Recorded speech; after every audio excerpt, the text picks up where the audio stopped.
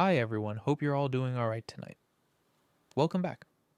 Tonight I want to talk about Rose Quartz, and more specifically about this question that's been quietly haunting the Steven Universe fandom for years now. Was she actually the villain? Like the real villain? The one the whole show was secretly about? It's the kind of fan debate that wouldn't really make sense in most shows, because most shows tell you who the bad guy is and they stick to it. Steven Universe is a bit different. Steven Universe spent its first 5 seasons setting up a saintly mother figure, the one who saved Earth, the one who loved everyone, the one who could heal any wound. And then, in 2018, it aired an episode that pulled the rug out so thoroughly that fans are still picking themselves up. That episode was called A Single Pale Rose. We'll get into it properly later. The short version is that it revealed Rose Quartz, the kindly rebel leader who started the whole story, was actually a member of the Imperial Diamond family she was supposedly rebelling against. She had been in disguise the whole time. Some of Rose's closest friends knew her true identity. And once you know that, you start rewatching the show and noticing things. A lot of things. There's a list, and it's a fairly long list, and that's basically what I want to walk through tonight. A small bit of housekeeping before we settle in. If you find these long, meandering deep dives into cartoons, you may or may not have watched Useful as a thing to fall asleep to. Do consider subscribing. It honestly helps loads and means we can keep making this kind of thing. That's the only time I'll mention it, you have my word. Right. So back to Rose. I want to be honest about what this video is and isn't. I'm not actually going to argue she was a fully bad person in some cackling villain sense. That'd be daft, and it's not what the show is doing either. What I am going to do is walk you through the receipts one at a time, because there's quite a lot of them, and they sit alongside each other in a strange way. The fan theory isn't really about secret evil. The argument is more that she did a lot of things the show very slowly admitted were not okay, and by the time the spin-off series ended, the whole thing read less like a story about heroes and villains and more like a story about cleanup. Specifically, about a teenage boy spending his entire life cleaning up after his mother.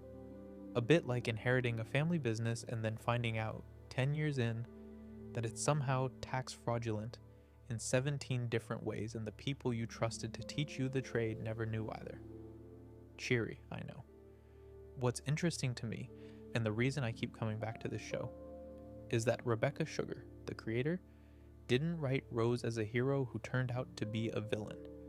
She wrote her as something more uncomfortable than that. Rose is allowed to be loving and selfish in the same scene. She's allowed to have saved a planet and also done quite a lot of harm to specific people on her way to saving it. The show holds both things at once, which is rare in any genre, and especially rare in animation aimed at kids. So that's what we're going to do for the next couple of hours. Sit with both things at once.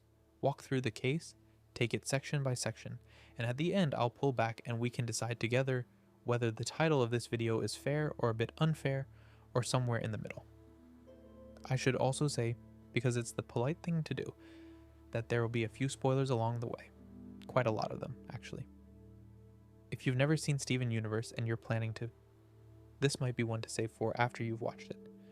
Although if you're falling asleep to this, the spoilers will probably have evaporated by morning, which is one of the small mercies of this format. Right. Let me set the room for you. Steven Universe ran on Cartoon Network from 2013 to 2019. It then had a feature-length film called Steven Universe, the movie in 2019, and then a follow-up series called Steven Universe Future that wrapped up in 2020. So there are 3 eras of the show, and the Rose Quartz situation gets steadily more uncomfortable as you move through them. The original series sets up the saintly mother figure and then slowly dismantles her. The movie introduces a new character who lays bare one specific way she was cruel. And Future is basically 4 months of Steven, her son, trying to clean up the mess and slowly cracking under the weight of it. I'll be moving roughly in the order the show reveals things, but not exactly. Some of the receipts are early and some are very late, and I'm going to group them by what they show us rather than by air date. We'll do the big lie first, then the specific people she hurt, then the wider consequences of the war she started, and then we'll end with what all of this did to her son. If you fall asleep halfway through, that's the goal. The sections are deliberately structured so that none of them are building towards some big reveal you'd be sad to miss. They sit alongside each other. Each one is its own little piece of evidence, and they don't really need each other to make sense. Drop in, drop out, hopefully drift off well before the end. So let's start with the big one, the thing the whole conversation hinges on, the thing you can't really argue around once you know it. The lie at the center of her entire life. So, Rose Quartz was pink diamond. That sentences the whole thing, really.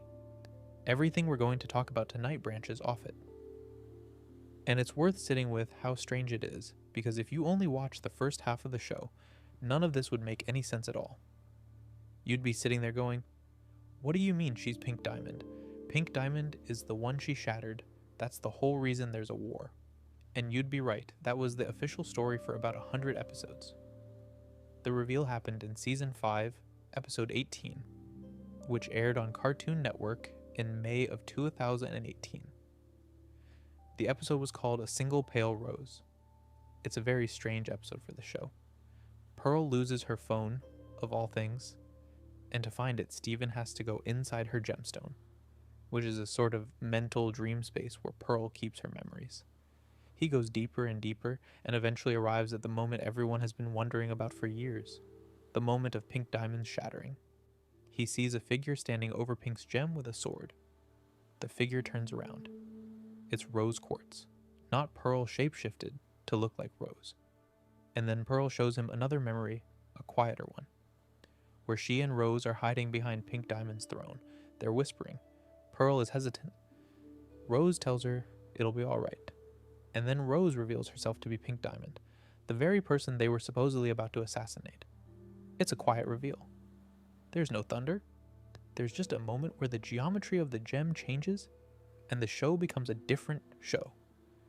The diamond cut her hair, swallowed some fake shards she'd shaped out of dirt to leave behind as evidence, and gave Pearl one final instruction before walking out to fake her own murder.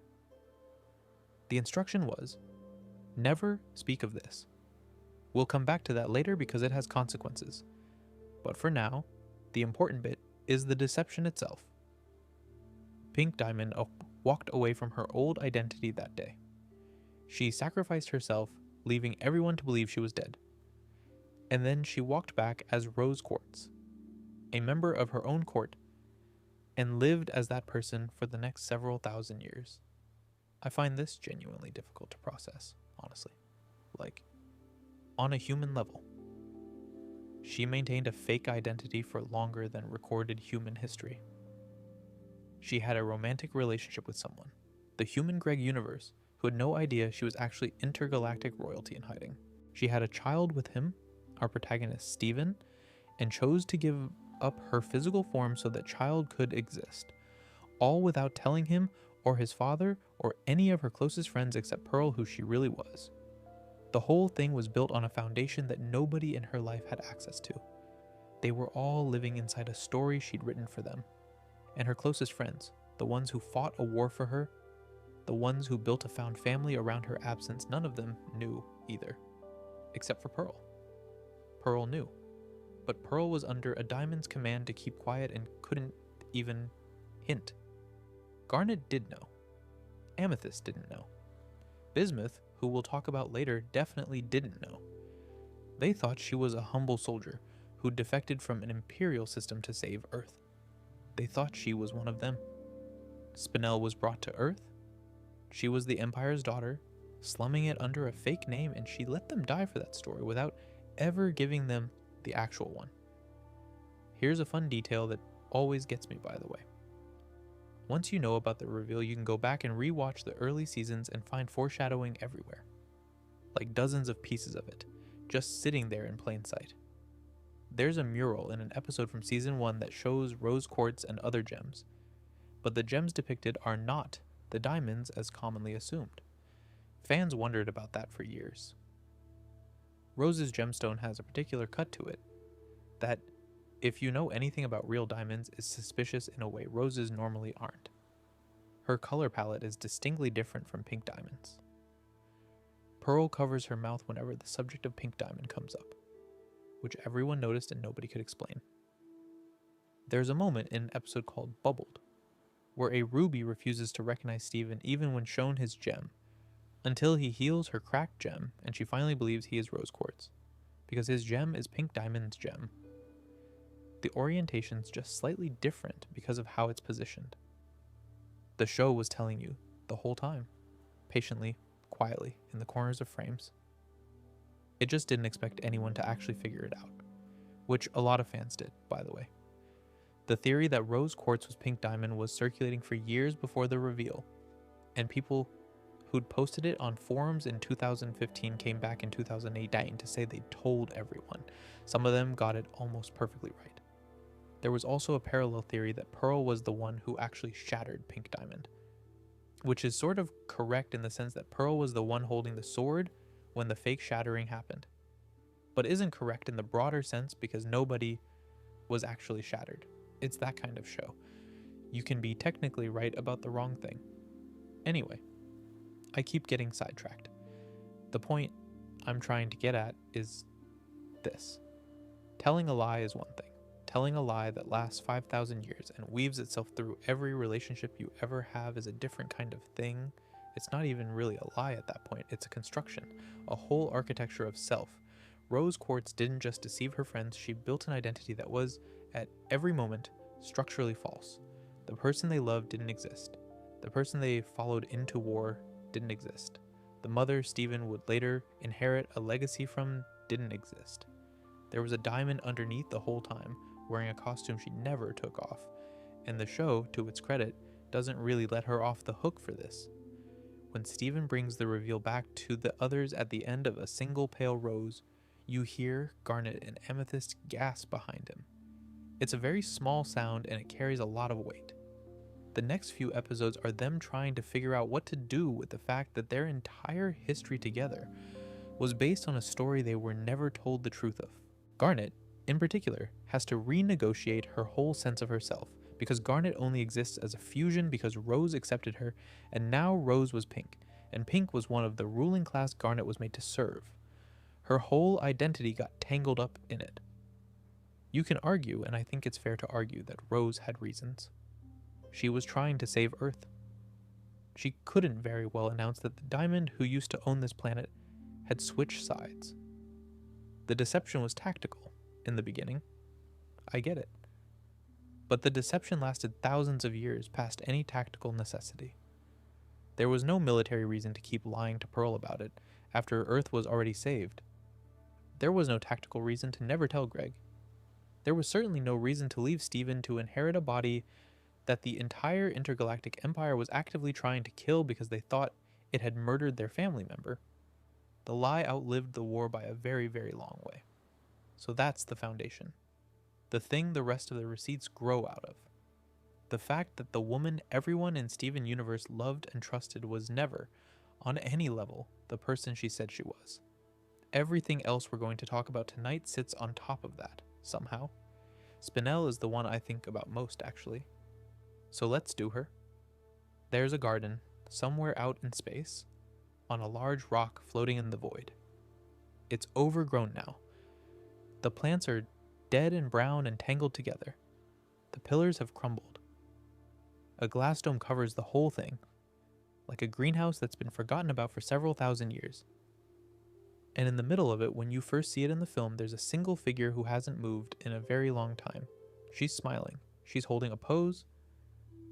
Her arms are stretched out and her head is tilted as if she's just been told a joke.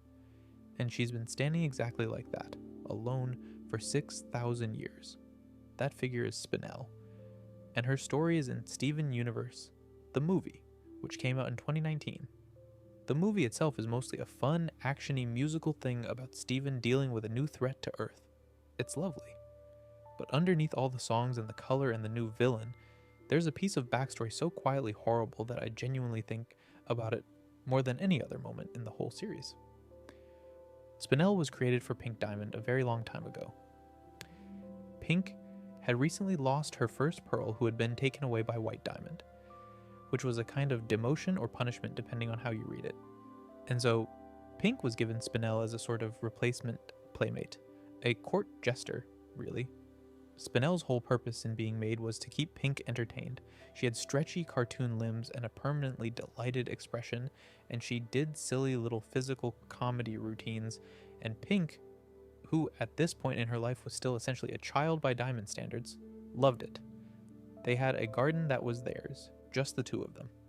They played there for what we're told was a long time.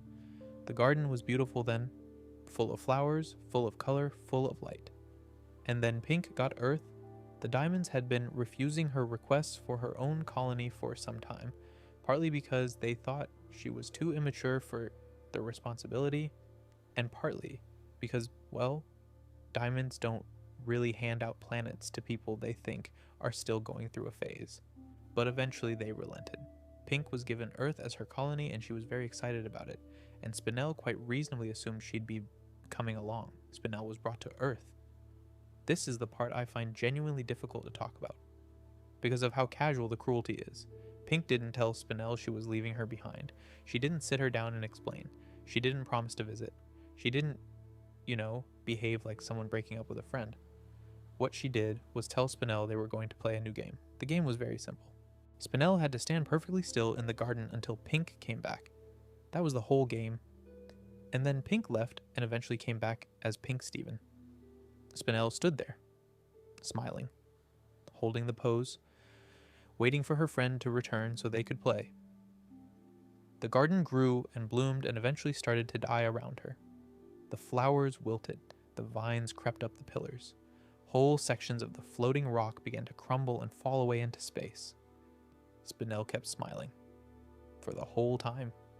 Just to put a fine point on it, that's roughly the length of recorded human history. Spinel stood in that garden for longer than there has been writing on Earth.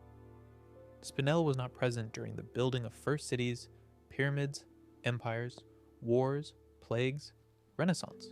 She was there when Steven Universe, Pink Diamond's eventual son, was eating cereal on a beach somewhere.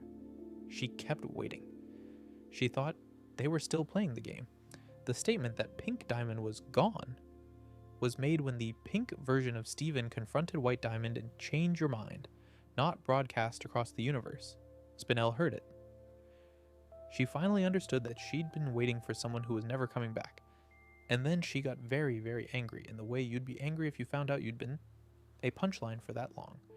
The whole movie is about Spinel showing up to destroy Earth, partly because Pink loved Earth and partly because Pink's son is on Earth, and Spinel cannot, on any level, process what's been done to her. She sings a song called Drift Away, which is genuinely one of the saddest things in the show, and the song basically lays it all out. She trusted her best friend. She did exactly what she was told. She was very, very still for a very long time, and something happened. Pink Steven formed. Here's a fun detail, sort of. Although fun is not really the word for it.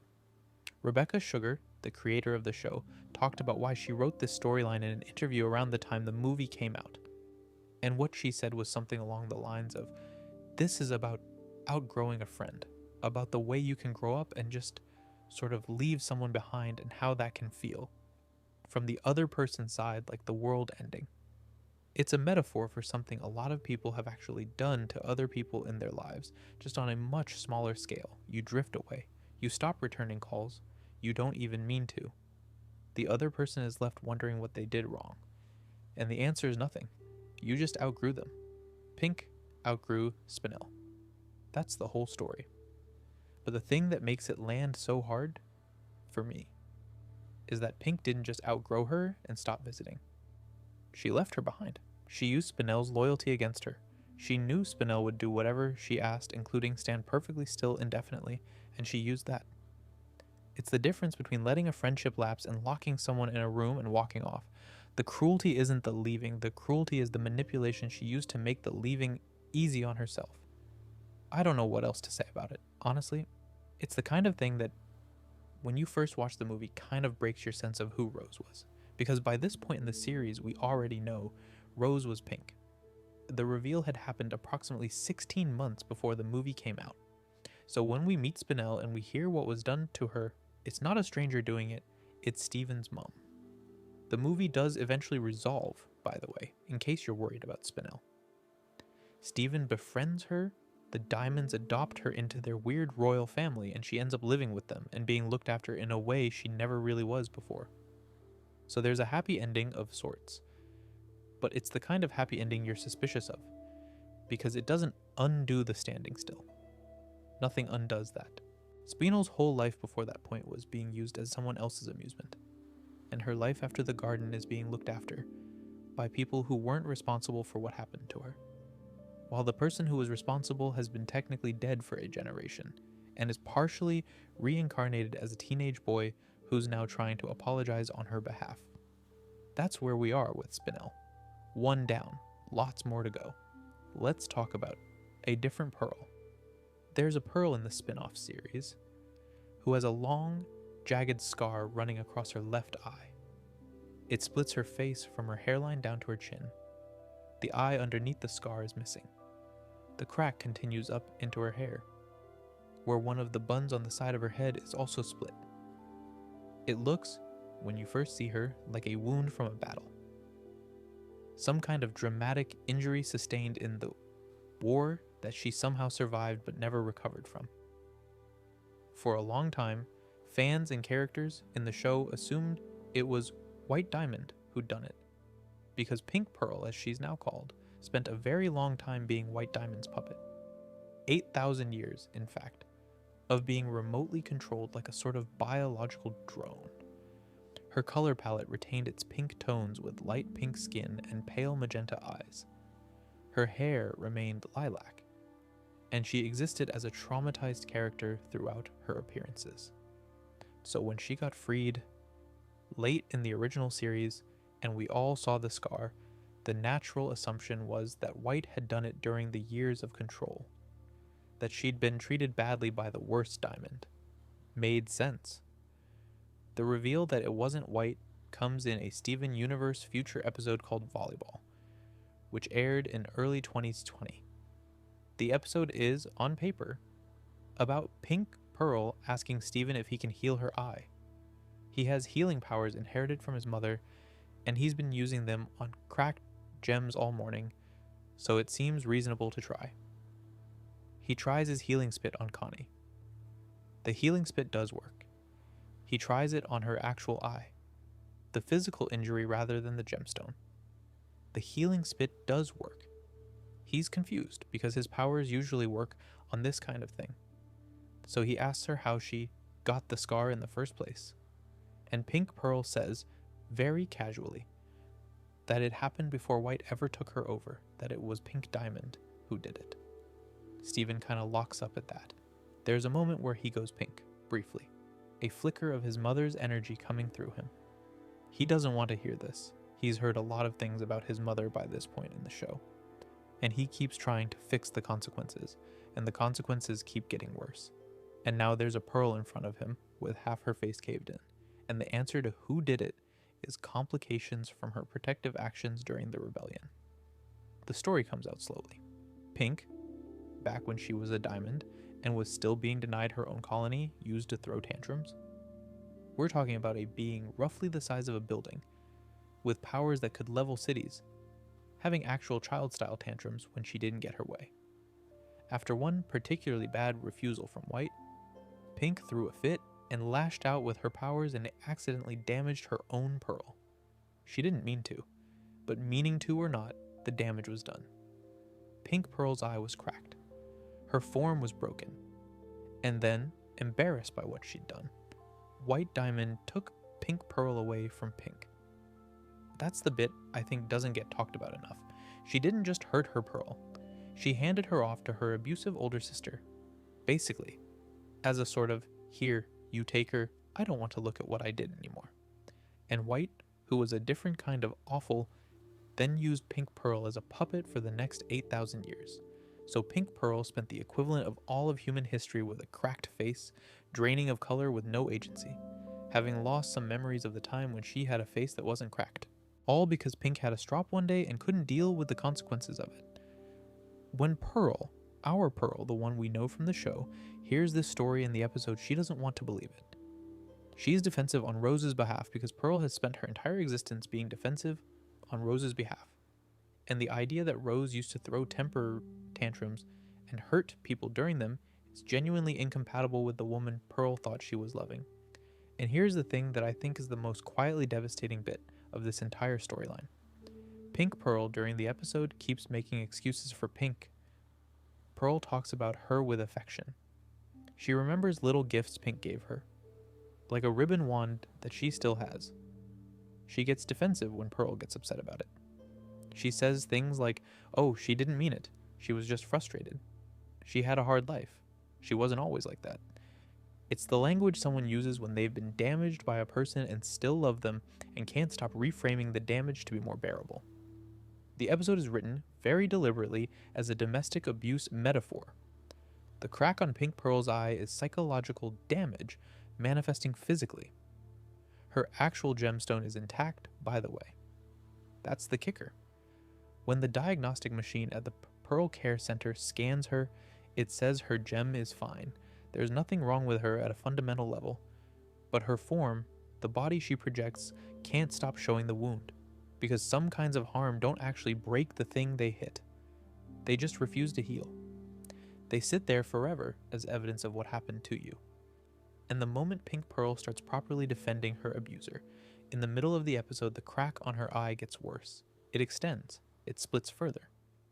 Because making excuses for the person who hurt you doesn't actually fix you. It just deepens the wound. I think this is one of the bravest things that Steven Universe ever did, honestly. They had a kids show. They had a Saturday morning audience, and they sat down and wrote an episode about how victims sometimes love the people who hurt them, and how that love sometimes makes the damage worse, and how some scars don't go away no matter what you do. It's a lot. It's a really difficult thing to put in a cartoon. And they put it there, and they made Pink Diamond, our protagonist's dead mother, the one who caused it. Steven, in this episode, kind of breaks. He realizes he can't actually heal this. He's spent his whole life trying to fix the things his mother broke, and he's just been told by the broken thing itself that some of it can't be fixed. He has a moment of his own outburst where he goes pink and accidentally cracks the walls around them with a scream. Which, side note, is not the exact same power Pink Diamond used to crack Pink Pearl. So he's manifesting his mother's worst behavior while trying to clean up his mother's worst behavior. The show is very explicit about that parallel. We'll come back to it much later, but file it away. The two pearls do not appear together or reconcile at the end of the episode. They sit on the beach together. They watch the stars. They both loved this woman in different ways, and they both got hurt by her in different ways, and they've got more in common than they thought. The crack on Pink Pearl's eye stays where it is. The episode doesn't pretend that talking about it makes it better. It just sits there. Steven, at the end, is left with the same realization a lot of children eventually have about their parents. Your mom was a person before she was your mom. The person she was, the choices she made, the people she hurt, those don't actually go away just because you exist. They're still out there. Some of them still have faces that show what she did. Bismuth is next. The one Rose stuck in a bubble inside a lion. Here's something that's quite fun to think about, in a grim sort of way. The episode I'm about to talk about aired in 2016. The Pink Diamond reveal didn't happen until 2018, so when this episode came out, none of the fans watching it had any idea what was actually going on underneath. We just took it at face value. And in retrospect, knowing what we know now, the episode looks completely different. The episode was advertised as the 100th episode of Steven Universe, though Beta is technically the actual 100th episode. They made a bit of a deal about it. They got Uzo Aduba in to voice the new character, advertised it as a milestone, did the whole thing. And what we got was easily the darkest episode the show had aired up to that point. Fans actually nicknamed it the Discourse episode, because for weeks afterwards, everyone online was arguing about who was right and who was wrong and what it meant about Rose Quartz, which in hindsight was a foreshadowing of a much bigger argument to come. Right, the setup. Steven accidentally pops a bubbled gem hidden inside his pet lion's mane. The lion has a sort of pocket dimension inside its fur, where Rose used to keep her important things, which is one of those details the show just expects you to accept. The bubble bursts open and out comes a tall, broad, rainbow-haired gem who introduces herself as Bismuth. She's overjoyed to be free. She hugs Pearl and Garnet, and we find out she was one of the original crystal gems, a weapons forger, the blacksmith of the rebellion. She made Rose's sword. She upgraded Pearl's spear into a trident. Bismuth upgraded the crystal gem's existing weapons and created specific new ones, like the breaking point, but did not make all the weapons used by the crystal gems in the war. She's a big, warm, loud, kind woman, and you immediately like her. There's a perfect moment later in the episode where Bismuth and Garnet and Pearl all have a sparring session together. They've been a team again for about half a day, and they fall into the rhythm of working together like no time has passed. It's lovely. Bismuth is back. The family's bigger now. And then, about halfway through the episode, it goes wrong. Bismuth takes Steven aside one evening and shows him something she made during the war. A weapon. She called it the breaking point. It's a small mechanical looking thing with a knob you draw back, and it has a piston style mechanism that, when fired, causes a spike to dart out and shatter a gem. Properly shatters it. Permanently. Most weapons in this universe can only poof a gem temporarily, which means destroying their physical form but leaving the actual gemstone intact, and the gem will eventually reform. Shattering is different. Shattering is killing. The breaking point was designed to kill diamonds, specifically. Bismuth is very proud of it. She made it because the rebellion was outmatched, and she thought, reasonably enough, that if you wanted to take down a diamond, you needed a weapon that could actually do that. She wants Steven to try it on a practice dummy. Steven, very obviously, doesn't want to. He says it would put the crystal gems on the same level as Homeworld. Rose says it's not right, and Bismuth says, very quietly, that this is exactly what Rose said. This is where the episode becomes something else. Because Bismuth then explains that she'd shown the breaking point to Rose all those thousands of years ago, and Rose had refused to use it, and they'd argued about it, and the argument had ended with Rose poofing her and bubbling her and hiding her where nobody could find her. Specifically, Rose bubbled her inside the lion's mane, which is the one place even the rest of the crystal gems couldn't access, and then went home and told Pearl and Garnet that Bismuth had gone missing in battle. For 5,300 years, Pearl and Garnet thought Bismuth had been shattered by Homeworld during the war. Bismuth mourned its destruction with Pearl comforting her. They built a found family in part around the empty space she'd left. And the whole time her gem was sitting in a bubble in their pet lion, with Rose being the only person who knew. Steven is confronted with all of this, and Bismuth, very reasonably, expects him to make a different choice than Rose did. Steven still refuses. There's a fight. Bismuth, who genuinely loved Rose and now feels betrayed twice over, accuses him of being Rose in a different body, and points out, accurately, that what kind of leader doesn't give her army the best chance to win? They duel. Bismuth eventually pushes Steven into a corner and dares him to shatter her with the breaking point. He shatters Bismuth, so she points the breaking point at him instead. He has no choice. He runs her through with Rose's sword, which poofs her, and he bubbles her, and he stores her. There's a moment just before she goes where Bismuth says, "You should have shattered me back then. At least if I were in pieces, I wouldn't have to know how little I mattered to you." And it's a lot. For a kid's show, Steven, here's the bit that's important. Steven decides he's going to tell Pearl and Garnet what actually happened. He's not going to lie about Bismuth the way Rose did. And Bismuth, hearing that, smiles through tears and says, "Then you really are better than her." And that's what gets her, in the end. Not the bubble, not the fight. The fact that her best friend lied about her existence for thousands of years rather than tell the others about an awkward disagreement. The friend she was making weapons for, the leader she was building a rebellion alongside. Rose was given a choice between an uncomfortable conversation and disappearing someone who challenged her, and she chose the disappearance. Now, once you know about the pink diamond reveal, this whole episode rereads in a strange new light. Because Rose's stated reason for not using the breaking point was that she didn't want to shatter gems. She thought it was wrong to kill them. Fine, fair enough. That's a perfectly reasonable moral position. Except that the entire official story of Rose Quartz, the one Bismuth and everyone else believed, was that Rose Quartz had shattered Pink Diamond with that very sword. So Bismuth, sitting in the bubble for 5 millennia, had every right to be confused. Her best friend refused to let her shatter gems on principle, then went off and faked shattering a diamond. The principle didn't apply when it was convenient, or so it seemed. What we know now, and what Bismuth didn't know then, is that Rose didn't actually shatter Pink Diamond. There was a shattering, though it was revealed to be staged. The whole thing was a faked exit, so Rose's principle was technically intact. She really had never shattered a gem.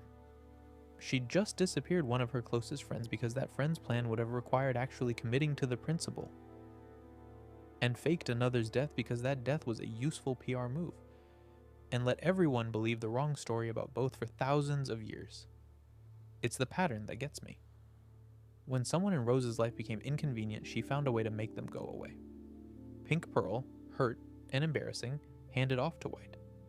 Bismuth, ideologically inconvenient, bubbled in the pink dimension. Pink Diamond faked her own death, and the other people in her life were always told a slightly edited version of the story, never the actual one. Disappearing the inconvenient person was, by the time the show begins, basically her conflict resolution style. There's a follow-up to all this, by the way, in a later episode called Maid of Honor. Bismuth is accidentally released from her bubble when Steven unbubbles her while hiding his shirt in Lion, though Steven later chooses to keep her unbubbled and frees her again in Maid of Honor as part of accepting her back into the group. There's a difficult conversation. Bismuth eventually rejoins the team, and during the events of the late season 5 and beyond, she finds out about the Pink Diamond reveal. Her reaction is to bubble Bismuth and throw the breaking point into the lava. Because once you know Rose was a diamond, it does. The reluctance to shatter wasn't about principle, or wasn't only about principle. It was about Pink Diamond being literally one of them. Bismuth was being asked to help kill her own former boss without anyone telling her that was the situation. So that's Bismuth. Bubbled for thousands of years for disagreeing with the leader. Released into a world where her former best friend has been technically dead the entire time, and never actually was. Forced to make peace with all of it in real time. She does, in the end.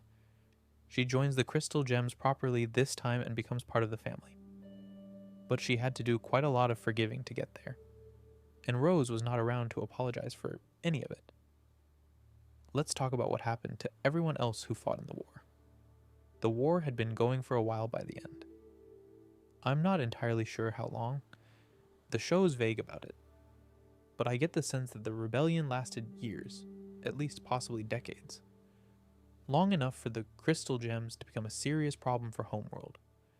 Long enough that Pink Diamond had time to fake her own death and slip away as Rose Quartz as the conflict properly escalated.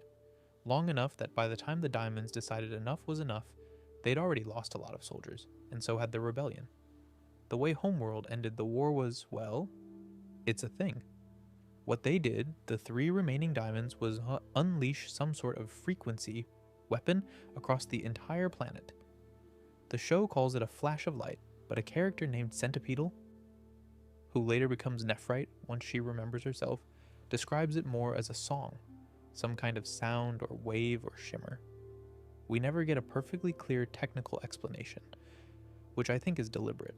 What we know is that it was a coordinated psychic physical attack from all 3 Diamonds working in concert, and it was designed to be a final solution to the problem of Earth. If we can't have it, nobody can, that kind of energy. The attack didn't shatter the gems on Earth. That's the thing I keep coming back to. If the Diamonds had just wanted everyone dead, they could have done that. Shattering exists. It's a thing you can do. What the Corruption song did instead was worse, in a quiet sort of way. It twisted almost every gem on the planet, on both sides of the war, into something else. Their physical forms broke down into various shapes, ranging from animal-like to monstrous, and in some cases not having a physical body at all. Their minds went with them. They became, essentially, monsters. Not metaphorically. The show uses the word monsters. They had teeth and claws and tails and instincts. They couldn't speak. They couldn't fuse. They couldn't remember who they were before. They were still alive in the sense that their gemstones still existed, and their forms still moved around. But everything that made them themselves was gone. And here's the bit that, once you start thinking about it, becomes really difficult. Almost every single monster Steven and the Crystal Gems fight in the first 3 seasons of the show, every gem of the weak creature they have to capture or contain or run away from, every single one of those is a former soldier of Rose's rebellion. I cannot stress enough how much of the early show is built on this. They go to a strawberry battlefield where huge swords are stuck in the ground from the war, and there are monsters wandering around among them. Those monsters used to be the people who fought there. The big bird thing in season 1. The centipedal mother who Steven feeds Cheops to. The thing in the desert, the worm, the fist, all of them. Those monsters were originally gems who became corrupted. They followed Rose. They got corrupted because the diamonds sent out the corrupting light. And then they spent thousands of years as confused, suffering humans on a planet that had moved on. A fun detail, since I've been promising fun details and the last few haven't been very fun. Patti LuPone, the Broadway legend, voices Yellow Diamond, which is a fairly extraordinary casting decision for a Cartoon Network show. And the fan theory at the time, which I think turned out to be partly true, was that if you hired Patti LuPone, you must be planning to have her sing at some point. The corruption song theory grew partly out of that. It's the kind of thing only Steven Universe would do, where the final weapon of the Empire turns out to be a musical number. We do hear it on screen in Monster Reunion and Same Old World. We see the corruption song performed in flashback scenes in episodes like Monster Reunion and Same Old World. But the implication is that the diamonds, somewhere off camera, made some kind of terrible cosmic chord together, and a planet's worth of gems lost their minds. Rose, when the corruption hit, was able to save a small handful of people. We don't know exactly how. There's an implication that she used her shield, which is a sort of defensive bubble that can protect against energy attacks, and the people she saved were basically the crystal gems we know from the show. Pearl. Garnet chose to join Rose's rebellion after fusing with her counterpart, Bismuth, although Bismuth was already in a bubble in a lion's mane and may have been protected by that. A handful of others. That's it. Everyone else, all the other soldiers, all the people who'd thrown their lives in with the rebellion, all the gems who'd defected from Homeworld to fight alongside her, all the ones who'd believed in the cause enough to risk everything for it, they got turned into animals. And then they spent the next several thousand years wandering Earth in agony, unable to be themselves, unable to communicate, unable to understand what had happened to them. Rose did try to heal them, by the way. The show is fairly explicit about this. She tried for thousands of years. Her tears had healing properties. She had a fountain that healed cracks and injuries.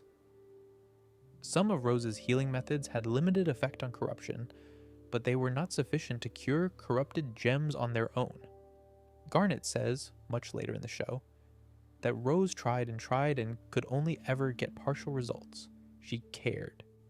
She just couldn't fix what she'd helped break, no matter how much she wanted to. The corrupted gems got cured eventually in the season 5 finale, an episode called Change Your Mind. By that point, Steven had managed to convince the 3 remaining diamonds in a roundabout way to actually heal what they'd done. All 3 diamond essences working together in Rose's fountain on Earth restored most of the corrupted gems to themselves. It's a genuinely lovely sequence. People who had been monsters for thousands of years suddenly remembering who they were, finding each other again, embracing their old comrades, all of it. There are still some corrupted gems even after that, the really damaged ones, but most of them came back. Here's where the chain of causation gets interesting, and I want to be careful not to oversimplify it. The diamonds did the corruption song. The diamonds chose to do that. Rose didn't pull the trigger, so in one sense she's not directly responsible for the corruption itself. They are. But the corruption song happened specifically in retaliation for Pink Diamond's apparent shattering. Blue Diamond was grieving after Pink's shattering. They were furious. They wanted to punish Earth for what they thought Rose Quartz had done. If Pink Diamond hadn't faked her own death, the war might have ended differently. Maybe it would have ended sooner, with Pink negotiating from her position as a diamond. Maybe she could have used her royal status to actually save the planet from the inside. Maybe not. We don't know. What we do know is that the corruption song was a direct response to a death that didn't actually happen. Rose Quartz, as an identity, was specifically constructed to take the blame for that death. And the diamonds reacted to the blame by corrupting most gems on Earth, except the ones Rose herself was personally close enough to shield. So the chain runs like this. Pink wants out of being a diamond. Pink fakes her death. Diamonds attack in retaliation. Pink, now Rose, saves the people in her immediate vicinity. Everyone else gets turned into monsters for thousands of years. Rose then spends those thousands of years trying to heal them and failing. You can argue fairly that she did everything she could after the fact. She did try. She didn't abandon them. She kept attempting to help. But the situation existed because of choices she made, and the cleanup ended up being passed to her son thousands of years later, because she ran out of time before she could finish it. The show, again, doesn't really let her off the hook for any of this. The Crystal Gems spend the first several seasons capturing corrupted gems and bubbling them, with the explicit goal that one day, somehow, they'll figure out how to heal them. Pearl especially takes it personally. She'd known some of those gems before the corruption. The big bird thing, in particular, was Pearl's friend once, so every time they fight a monster, they're fighting someone they used to know. That's the actual emotional spine of the early show, by the way. Not the monster of the week thing it looks like on the surface. And it's all downstream of Rose. The corpses, though, what was done with the corpses afterwards? That's the next bit. And it's somehow even stranger. After the war was officially over, Homeworld had a lot of broken pieces to deal with. I want to be really specific about this because it's the kind of detail that the show drops in casually and then doesn't return to for several seasons. And I think it deserves its own moment. The corruption song wasn't the only thing Homeworld did to Earth at the end of the war. There was a second project. A quieter one. And it took place underground, where nobody could see it for a very long time. What Homeworld did was collect the gem shards. All of them. Every fragment of every shattered gem that had died in the war on either side, scooped up and brought to a kindergarten facility on Earth and dropped into the planet's mantle. The kindergarten in question, the Beta Kindergarten, is a place where gems are normally grown by injecting gem essence into rock. But this time they weren't growing anything. They were burying something. And what they buried, this is where it gets uncomfortable, was an experiment. They took the shattered fragments of all those dead gems and forcibly fused them together. Not voluntarily the way fusion normally works in this universe. Forcibly. They made shards of different gems combine into mutated cluster gems, sort of stitched together fragments of personhood that didn't fit and shouldn't exist. And then they took all those mutated clusters and fused them together too, into one massive structure. The cluster, with a capital C. Millions of gem shards, all bound up in one form, lying dormant inside the Earth. The plan was simple. When the cluster eventually emerged, which would happen on its own timeline once the fusion stabilized, it would crack the planet open like an egg, bigger than the Earth itself, tearing the world apart from the inside. A planet-killing geo-weapon sitting underground, slowly maturing. It was Yellow Diamond's project, mainly. She runs the military side of things. And what's revealed in later episodes is that this was partly a military decision, partly an emotional one. The Diamonds wanted Earth gone. They wanted to erase the embarrassment of the failed colony. They wanted to remove the symbol of Pink Diamond's death from the star charts. So they were going to destroy it with a weapon made from the bodies of the people who died fighting over it. Closure, of a sort. The cluster has consciousness, by the way. That's the bit I find most haunting. You'd expect a planet-killing weapon to be a mindless explosive, the kind of thing that's only dangerous in the way an avalanche is dangerous. The cluster isn't that. The cluster is millions of fragmented gems that, once awakening, become aware and attempt to find each other, desperate to feel whole again. What we hear is a chorus of voices, all speaking at once, all saying different things. Want form. Want form. They're not malicious. They're not even angry. They just want to be themselves again. And the only way they can find to do that is to reach for a shape. And the shape, when they finally manage it, will destroy the planet they're under. Stephen, very Stephenly, sits down with the cluster and talks to it. He explains what's going to happen if it emerges. He explains that the gems inside it can be themselves better if they are bubbled, the way crystal gems bubble each other for safekeeping. And the cluster, because it's actually just a lot of suffering people in a difficult situation, agrees. Stephen bubbles it, stops trying to come together, just sits there inside the earth in a stable, dormant type state, waiting for something better. In Steven Universe, future, much later, Yellow Diamond commits to actually fixing them. She's developed a way to reconstruct shattered gems piece by piece, slowly. She's planning to take the cluster apart and restore every single one of the gems inside it. It'll take a very long time. By the end of the show, it hasn't really been started yet. But the intention is there.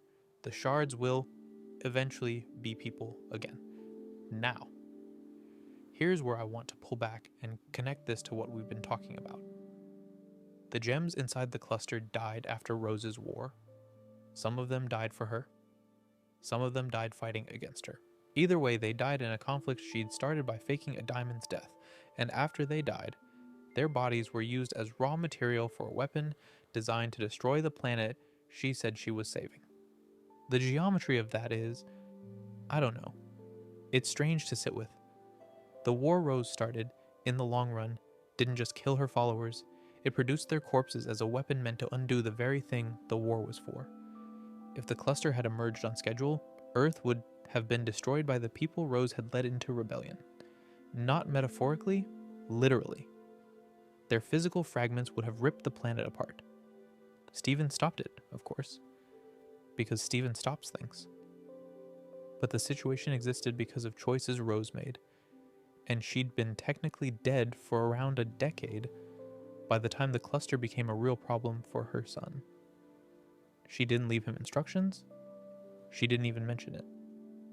The crystal gems, including Pearl, didn't know about the cluster until Peridot, a homeworld gem who defected, told them. So there's a planet-killing weapon inside Earth, made from the dead of a war you started, and you never told anyone. That's the thing. The cluster, like so many other things in this story, was something Rose either didn't know about or didn't think to flag. The cleanup, again, fell to a 14-year-old who'd inherited her gem and her enemies and almost none of her information. There's a small detail I want to mention before we move on. The cluster comes back in the very last stretch of Steven Universe Future, in a finale episode called I Am My Monster. We'll talk about that episode properly later, because it's the show's grand reckoning with all of this. But the cluster shows up voluntarily to help. To try and hold back something dangerous. The shards were prevented from forming a destructive cluster that would have destroyed Earth. They're on the side of the good ending. They want there to be one. I keep thinking about that, actually. The way the show keeps insisting, in its quiet way, that the victims of all this don't actually want revenge. Spinel ends up living with the diamonds. Pink Pearl reconciles with Pearl. Bismuth rejoins the team. The cluster bubbles itself. Even Jasper, who we'll talk about, has a complicated path through it. The show doesn't really do villains in the end. It does people who got hurt and the things they did with the hurt. And most of them, given the option, choose something other than more harm. Rose Quartz does not complete a redemption arc in the show, despite attempts at growth and change. Rose Quartz gave up her physical form to create Steven. She made her choices, and then she had a baby, and then she dissolved. The people who were hurt by her have to do the work of forgiving her in her absence, which is a particular kind of cruelty, actually. You don't even get to confront the person. They've left. A small additional thing about the cluster, while I'm here. The way the show reveals it is one of the better long slow burns in the series. Peridot, who shows up in Season 1 as a homeworld technician here to check on the Earth situation, mentions it in passing in dialogue you wouldn't think anything of at the time. She's been sent to verify the cluster's progress. The word means nothing to the crystal gems yet. The crystal gems don't react because they have no idea what she's talking about. It only becomes clear episodes later that the Empire has been quietly maturing a planet-destroying weapon under the crystal gems' feet for thousands of years, and the people who lived above it had no idea. Peridot eventually defects, joins the crystal gems, and becomes the one who teaches them what's actually been going on with the planet. Without her, the cluster would have just emerged one day and that would have been the end of everything. Which is its own bit of irony, actually. The homeworld gem sent to check on the weapon turned out to be the person who alerted the resistance about it. Peridot, a homeworld gem, became an ally to Earth and helped defend it alongside Steven and the crystal gems. The Earth got lucky twice, in a way Rose didn't really plan for. She had assumed her own healing and her own forces would be enough. They weren't. Other people, ones she had nothing to do with, had to step in to finish the job she couldn't. I want to pull back, after all that, to something quieter and more intimate. To one specific person, actually. To Pearl. Pearl is, in a lot of ways, the heart of the show. Or at least one of its hearts. She's a tall, thin, very elegant gem who carries herself like a ballet dancer. And she has a particular way of speaking that makes her sound a bit posh and a bit nervous at the same time. She's been raising Steven, alongside Garnet and Amethyst and Greg, basically since he was born. She loved Rose more than anyone else in the cast, and her grief has shaped her every day of his life. She's also, when you look closely at her, carrying one of the heaviest burdens any character in the show has been asked to carry. Possibly the heaviest, depending on how you weigh these things. Let me walk through her history a bit, because it matters here. Pearls, in this universe, are a type of gem who function essentially as servants. They're made on Homeworld for higher-ranking gems to own. The way you'd own a very fancy assistant who happens to be sentient. They're considered low status. They are supposed to have weapons. They're not supposed to fight. They're definitely not supposed to fuse with other gems, which is a sort of romantic and personal act in this universe. They're made for one diamond or one upper-class gem, and they exist, mostly, to be useful. Our Pearl belonged to Pink Diamond. We learned this much later, but it had been hinted at for years. She was Pink's second Pearl, actually. Pink had had a Pearl before her, the one we now call Pink Pearl or Volleyball, who'd been damaged in that tantrum we already talked about and then handed off to White Diamond. After that, Pink got our Pearl as a replacement, in some manner the show is deliberately a bit vague about. There's a sense that Pearls can be traded between diamonds and that the swap happened at some point, although the exact circumstances aren't clear. Either way, our Pearl belonged to Pink for some time on Homeworld before they came to Earth together to start the colony. And then Pink, in her Rose Quartz disguise, began the rebellion. And Pearl came with her. Not because she had to. Because she loved her. Rose called her my Pearl, by the way, throughout the show. It's the way Homeworld gems refer to their own personal servants, possessive form. My Pearl. And we always read it, in the early seasons, as a sort of warm endearment. Calling her mine because she's important to me. But once you know Rose was a diamond, it lands differently. It's the standard imperial form of address from the ruling class to its servants. Rose Quartz used the word my Pearl that Homeworld gems used. Pearl heard it as love. It may have been both. Probably it was both. The show doesn't really separate the two. Pearl was Rose's second in command in the rebellion. She fought constantly. Garnet, much later, says that Amethyst was reckless in a particular way during the war. That she'd throw herself at danger without thinking about whether she'd survive. That her one and only priority, on every battlefield, was making sure Rose didn't get hurt. She was, in essence, willing to die for Rose at any moment, and on several occasions nearly did. The show staff have described her relationship with Rose as complicated, which I think is one of those words that's doing a lot of work. There's a romantic element. There's a worship element. There's a class element because Pearl was always, structurally, beneath Rose in the way an employee is beneath a boss. There's a wartime intensity to it. It was all of those things at once and never just one of them. And when the time came to fake Pink Diamond's death, it was Pearl that chose to do it. The scene, from a single pale rose, is genuinely one of the most upsetting in the series once you understand what's actually happening in it. Pearl is hesitant. She doesn't want to do this. Rose is gentle but firm. She's saying, "This is the only way out. We'll be free. After this, you and I. We'll have lives that are ours. You'll be free of the system you were born into." And Pearl agrees, because of course she does. She'd agree to anything Rose asked. She pretended to be Rose. She holds a sword in Rose's pose. And she performs the assassination, in public, in front of witnesses, while Rose's actual gem stays safe and intact. Pearl took the blame. Pearl absorbed the visual of being the killer. The official record, for thousands of years, was that Rose Quartz had done it, but anyone who saw the actual moment saw Pearl holding the sword. That image stuck with Pearl forever. And then, just before walking away, Pink Diamond gave Pearl one final order. As her diamond, not as her friend, not as her partner, but as her commanding ruler. Never speak of this again. This is the bit. This is the bit I think a lot of fans struggle with, because it's both a betrayal and a kind of mercy in the same moment. Pearl was bound by diamond law to obey direct orders from her diamond. Pearls. The show eventually makes explicit, literally cannot disobey a clear order from their owner. It's not that they don't want to. They can't. The order goes into their wiring, so when Pink Diamond, walking out of that scene, told Pearl never to speak of this, she was using a tool of imperial control on the gem who'd just betrayed her empire for her. For all the time between then and the events of the show, Pearl was physically incapable of telling the truth. If anyone asked about Pink Diamond, her hands would fly involuntarily up to her mouth. She'd try to speak and the words wouldn't come. She couldn't tell Garnet chose to join Rose's rebellion after fusing with her counterpart. She wouldn't tell Amethyst when Amethyst eventually emerged. She couldn't tell Greg when Rose started dating him. She couldn't tell Steven who he actually was, even when he was being hunted across the galaxy specifically because of his inherited identity.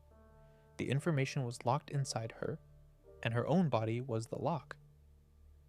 Steven eventually discovered the truth through her memories, which is what A Single Pale Rose is about.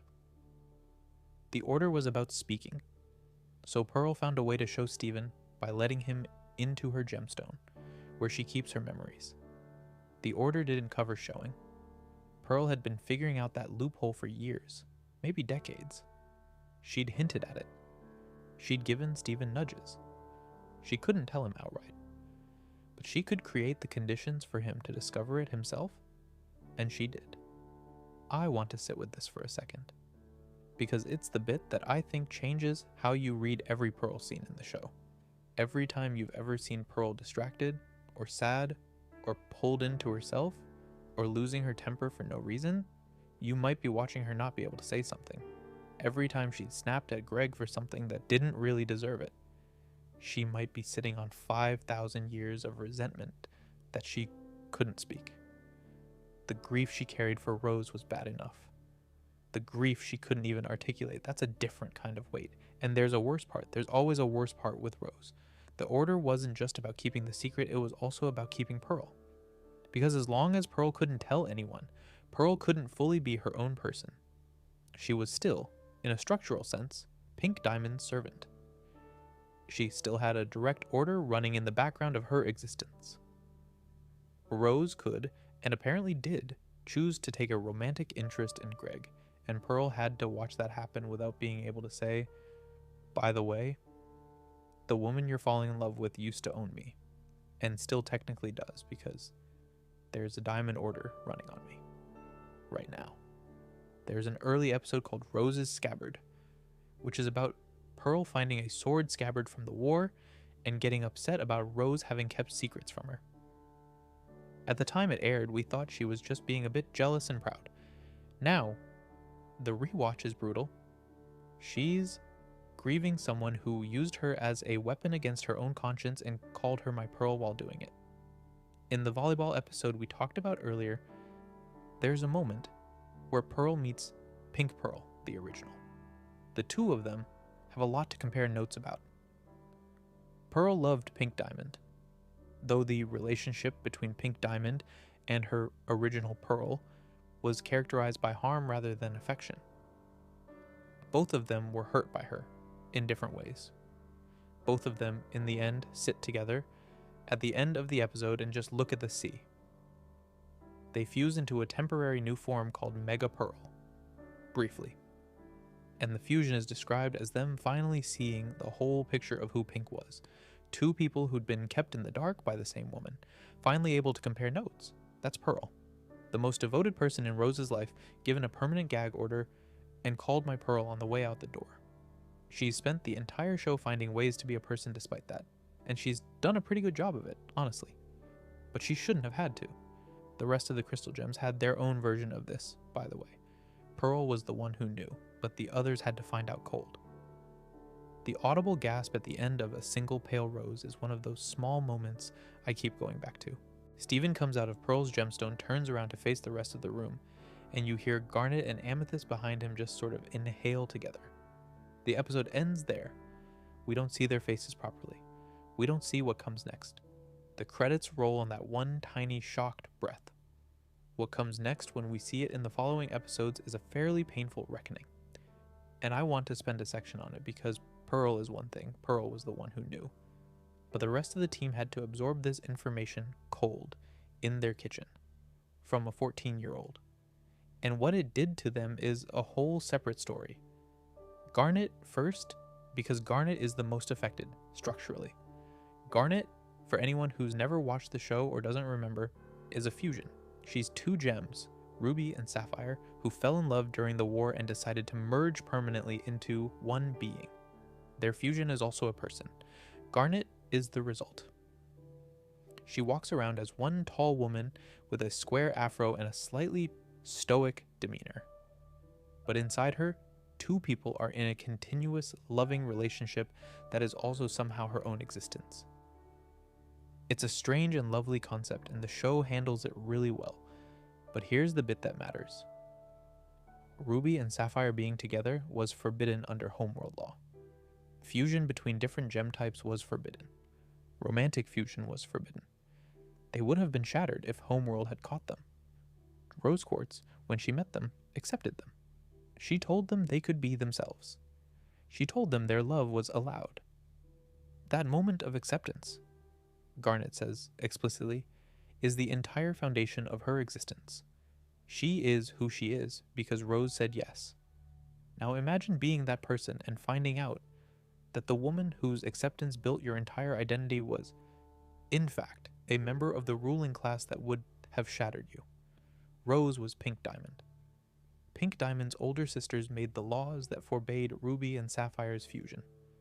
Rose said yes to them, but she could have said yes much earlier, as Pink, if she'd wanted to, and she didn't. She let the system run for an enormously long time before defecting. And she defected as a diamond disguised as a commoner, not openly using her authority to actually change things. Garnet has to sit with all of that. The show doesn't dwell on it for very long, because Garnet is a stable person and she works through things at her own pace, but you can see it in her body language for the episodes after the reveal. She's quieter. She's slower to make eye contact.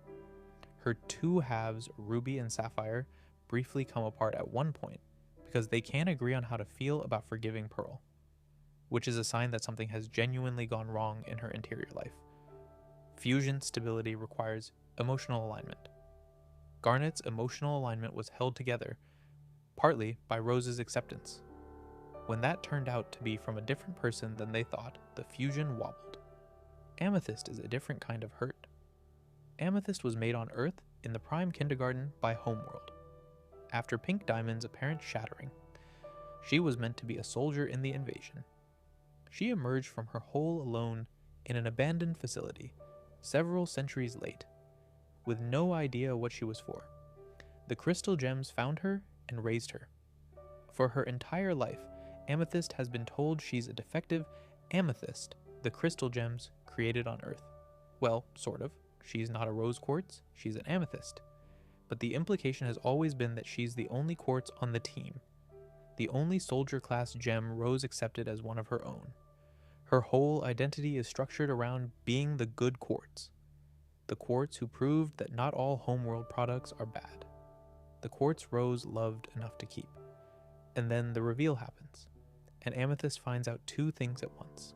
First, Rose was pink diamond, so the idea of Rose accepting a homeworld-made gem gets weirder, because Pink was the one who designed the kindergartens that made her in the first place. Pink Diamond established the kindergarten systems that produced Amethyst from the ground. Rose then claimed to be against those systems. Both of those people were the same person. Second, and this is the part that hurts Amethyst the most, there are bubbled rose quartzes, a whole zoo of them, on Pink Diamond's old space facility. They got bubbled and kept in Pink Diamond's zoo as part of her collection, separate from events related to Pink's shattering. So Rose Quartz bubbled all of them. They're alive, technically, in their stasis, waiting somewhere in space. There are dozens of them. Amethyst, who'd spent her life thinking she was the only quartz left, finds out there's a whole storage facility of quartzes that her late mother figure could have, theoretically, freed at any point. Steven eventually does free them in future. They emerge, blinking, confused, and have to figure out what to do with themselves now that the war they were made for is several thousand years over. Greg is the third one I want to talk about, because Greg is the one who hurts the most quietly. Greg met Rose in the 1980s. He was a young musician with a van and a song. She was an immortal alien rebel leader who, in her own words, didn't really understand humans. They fell in love. Or, well, she fell in something with him. And he fell in love. There's an episode called We Need to Talk where you can actually watch the moment. Greg realizes Rose isn't really meeting him as an equal yet. She's meeting him as a sort of fascinating pet. And he has to push for her to actually see him as a person. She does, eventually. They make it work. They make a baby. She gives up her physical form so the baby can exist. She becomes part of Steven. Greg goes through 14 years of grief, raises a half-gem child essentially alone, has a lovely, loving relationship with his son, and then sometime in the later seasons finds out that the woman he loved was actually a fugitive, intergalactic royal who had been hiding from her family the entire time they were together. The Diamonds, his son's biological aunts essentially, have been actively trying to kill his son for years because they think his son is the killer of their dead sister, who is actually his son's mother, who isn't dead at all, just transformed into the boy they're trying to kill. It's a lot for any human to take in. Greg's reaction, to his enormous credit, is to be sad and confused and to keep being Steven's dad. He doesn't lash out at the gems, he doesn't blame anyone living. He just has to renegotiate his entire memory of his wife. The moments he thought were romantic now have a different texture. The way she sometimes seemed distracted or far away makes more sense. The things she didn't tell him about her past weren't because she was private. They were because the truth was wanted by every intelligence service in the galaxy. There's a particular kind of grief in finding out the person you loved was someone other than who they said they were, and you can't ask them about it, because they're gone. Greg gets to do that grief twice. Once when she died, but not again when he finds out what she was. A small note about Connie, Steven's best friend and later partner, because she also has a place in this. Connie is a gem hybrid who was born human.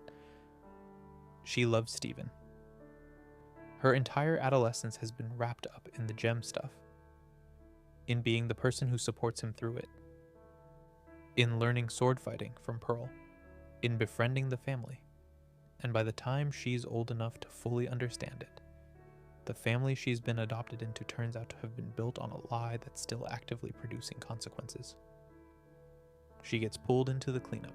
She helps Steven repeatedly deal with the wake of Rose's choices. The pink diamond reveal isn't her grief, but she's around for everyone else's, and she does what good partners do in those situations, which is hold the room together while the people in it process. The cumulative weight of all this, I think, is what makes the eventual Steven universe future season hits so hard. Everyone Steven loves has been processing the same thing he is. They've all been keeping it together for him, and then he's the one who breaks. There are also the gems who never knew Rose at all, the ones who got caught in her wake without ever meeting her properly. Quite a lot of those, actually, when you start looking. Jasper is one of those characters I have very mixed feelings about, partly because she's such a satisfying antagonist in early seasons, and partly because when you actually understand her backstory, you realize she's one of the show's most tragic figures, and the tragedy has Rose's fingerprints all over it. Jasper is a quartz, a big, tall, orange-skinned quartz with a striped face and a sort of mohawk made of dark hair. She's a soldier, a very good one. She talks like a wrestler and she fights like one too. The first time we meet her, Garnet throws her across a spaceship without breaking eye contact. She's terrifying in the way a particular kind of bully is terrifying, where you can tell she's enjoying herself. Where Jasper comes from is interesting, though. She was made on Earth in the Beta Kindergarten. The Beta Kindergarten is the same facility Jasper came from. So she's a kindergarten gem, a soldier produced by an injector planted in rock, the same way most quartzes are. But here's the thing. The Beta Kindergarten was an emergency facility built in a hurry during the war, specifically because the rebellion was making more standard production difficult. Jasper was made there as part of a rushed military push to flood Earth with soldiers. And she was made, specifically, during the middle of the rebellion, which means her entire existence is built around an event that was staged but did occur. She emerged from her hole. She found out, presumably from whoever was running the Beta Kindergarten at the time, about her diamond's past or other events regarding the diamond hierarchy. Pink Diamond staged her death as a rose quartz, a gem of the same type Pink had been making in the original Earth kindergartens. A rose quartz. So Jasper's understanding of the universe, from the moment she became a person, was that her diamond, the one she existed to serve, had been murdered by a rose quartz, and the rebellion was a thing that needed to be crushed. She spent years marinating in that. Avenging Pink Diamond became her entire personality. By the time we meet her, on a homeworld ship coming to investigate Earth, she's a woman whose only emotional setting is rage at Rose Quartz and devotion to the Pink Diamond she never met. And the show slowly reveals that this is essentially all she has. She doesn't have hobbies. She has other relationships. She doesn't have a sense of self outside of soldier and avenger. And then, in season 5, she finds out that Pink Diamond was Rose, and that Rose was Steven's mom, and that Steven is the biological son of Pink Diamond, not Pink Diamond himself. I want you to imagine for a moment being a person whose entire identity is built around hating one specific person for killing one specific person you loved, and then finding out those two people are the same person, and that the person you spent your life hating is actually the person you spent your life avenging. And the only living trace of either of them is a 14-year-old human boy who keeps offering you smoothies. Jasper very understandably breaks. She doesn't process this well. Her first response is to actually try to fuse with one of the corrupted gems on Earth, which is a deeply self-destructive thing to do in this universe. It's like, I don't know, choosing to inject yourself with a wasting disease to make yourself stronger. She does it anyway because she can't think of any other way to respond to the world having become incoherent. The fusion corrupts her. She becomes a monster herself, briefly. Steven eventually heals her, but she's never the same. By the time we see her in the spin-off, she's living in a forest on Earth in solitude, trying to figure out how to exist as a person rather than as a soldier. She refuses to apologize. She follows Steven and is willing to be around him. She accepts that he saved her, but she won't pretend the war didn't happen, and she won't pretend Rose didn't break her heart. In the Fragments episode of Steven Universe Future, Steven seeks out Jasper to be trained by her in combat, and their training escalates into a dangerous fight. She's processing things at her own pace. She doesn't want to be fixed, which, given everything, is fair. Now, Jasper isn't the only example of this kind of thing. The Earth was, for a while, an active gem-producing colony. There are gems all over the place who emerged into a world where their diamond had been dead for centuries, by the time they got to think about it. Some were corrupted in the song. Some were bubbled. Some were taken back to homeworld. Some, like the Famethist we meet in the zoo, were repurposed for other roles. There's this whole orphan population of gems whose entire reason for being made was the colonization of Earth, a project Rose specifically sabotaged. There are the Rose Quartzes themselves, which I mentioned in passing earlier. After Pink's apparent shattering, every Rose Quartz that had been produced was bubbled, because Homeworld couldn't tell which one of them was the killer, and they decided to imprison the lot. They've been sitting in a zoo for thousands of years, alive but suspended. Steven releases them, eventually. They're a confused crowd of women who all look slightly like Rose, and most of them just want to get on with their lives now that the bubbles are gone. They didn't ask to be made, and they didn't ask to be imprisoned for a crime they didn't commit. They're another casualty of Rose's cover story. And the rubies. There's an episode where a ruby squad sent by Homeworld lands on Earth, and one of them, nicknamed Eyeball, visits the moon base and tells the story of Pink Diamond's death. She loved Pink. Lots of gems did, apparently. Pink was a popular diamond among the lower castes, partly because she was less aloof than the others, and partly because she made a lot of the quartzes herself and had personal relationships with them. There's a fun detail buried in the show that Pink used to give her gems nicknames. She called a group of pyrites Fool's Gold, which is a sort of cute joke about the real-world nickname for the mineral. She'd play with the amethysts in the prime kindergarten when they emerged, not bothering to make them do the formal diamond salute. She had warmth when she felt like it, which makes the abandonment of Spinel and the cracking of Pink Pearl Land even harder, by the way. She wasn't incapable of caring, she was selectively caring. She gave warmth to people she found fun and withdrew it from people she didn't. Eyeball, eternally loyal to a diamond, who's been a fake corpse for thousands of years, is still out there in the universe somewhere with that loyalty intact and nothing to do with it. The show doesn't really resolve her story. She tries to kill Steven in earlier episodes, when she initially encounters him, as part of her attempt to capture his gem for Homeworld. They both get talked down by Connie. But Eyeball never gets a proper resolution to her devotion. She just has to keep on living without it. The pattern across all of these gems, the corrupted ones, the bubbled ones, the kindergarten products, the soldiers who emerged into a war that was already lost, is that Rose's choices created a wake. And the wake kept hitting gems who'd never met her, gems who had no idea who she really was, gems who were just trying to do their jobs and ended up displaced or destroyed or imprisoned because of decisions she'd made before they existed.